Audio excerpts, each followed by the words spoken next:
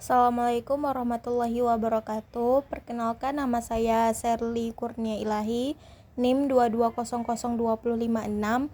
Di sini saya akan menjelaskan materi terkait evaluasi kebijakan. Yang pertama, pengertian evaluasi kebijakan.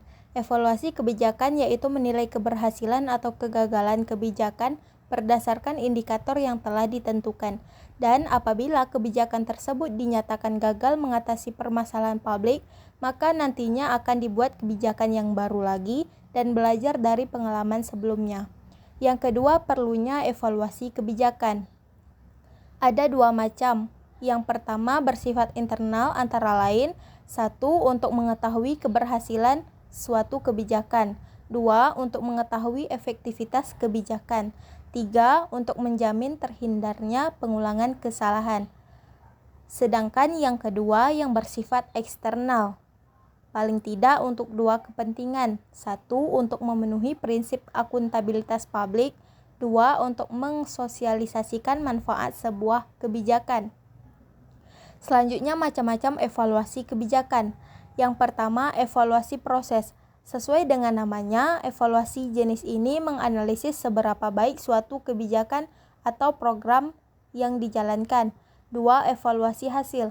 Evaluasi hasil merupakan salah satu jenis evaluasi kebijakan yang berfokus pada pengukuran dampak atau pengaruh suatu kebijakan pada hasil yang spesifik. 3. Evaluasi dampak. Evaluasi dampak merupakan salah satu jenis evaluasi kebijakan yang berfokus pada pengukuran konsekuensi dari suatu kebijakan. 4. Evaluasi biaya manfaat. Evaluasi biaya manfaat atau CBA adalah salah satu jenis evaluasi kebijakan yang berfokus pada perbandingan antara biaya dan manfaat suatu kebijakan. Sedangkan menurut Howlett dan Rames 1995 dalam William Dunn, ada 3 jenis macam evaluasi kebijakan, diantaranya: 1. Evaluasi administratif. 2. Evaluasi yudisial. 3. Evaluasi politik. Selanjutnya, beberapa pihak yang sebaiknya melakukan evaluasi kebijakan adalah: 1. Lembaga pemerintah yang berwenang. Yang A. Lembaga pembuat kebijakan memiliki kebijakan yang dibuat sesuai dengan tujuan dan sasaran yang ditetapkan. B. Lembaga independen memberikan penilaian yang objektif dan tidak memihak. C. Lembaga penelitian dan akademisi memiliki keahlian dan metodologi yang diperlukan untuk melakukan evaluasi kebijakan yang komprehensif dan ilmiah. 2. Masyarakat sipil. Yang A. Organisasi non-pemerintah mewakili kepentingan masyarakat dan dapat memberikan masukan dari berbagai perspektif. B. Kelompok masyarakat yang terkena dampak kebijakan memberikan informasi tentang pengalaman dan dampak nyata dari kebijakan di lapangan. Selanjutnya, permasalahan dalam evaluasi kebijakan. Menurut Robert Azam Jaisuroman DKK 2021, terdapat beberapa permasalahan dalam evaluasi kebijakan, yaitu: 1.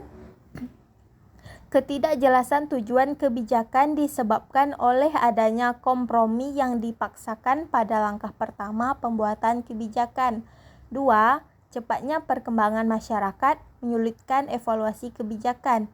3. Adanya hubungan masalah satu dengan yang lainnya yang membutuhkan pemecahan yang sama. 4. Subjektivitas masalah dari sudut pandang orang yang berbeda, di mana mereka mempunyai persepsi yang berbeda mengenai solusi masalah kebijakan. 5. Kendala psikologis dari aktor pelaksana kegiatan memandang evaluasi kebijakan berkaitan dengan prestasi dirinya. 6. Kendala ekonomis sedikit, seperti biaya untuk pengumpulan dan pengolahan data, biaya untuk staf administrasi, dan biaya evaluator. 7. Kurangnya tersedia cukup data dan informasi yang up to date, disebabkan data yang ada kualitasnya kurang baik dan suplai data dipandang sebagai pekerjaan rutin dan formalitas tanpa memperhitungkan substansinya.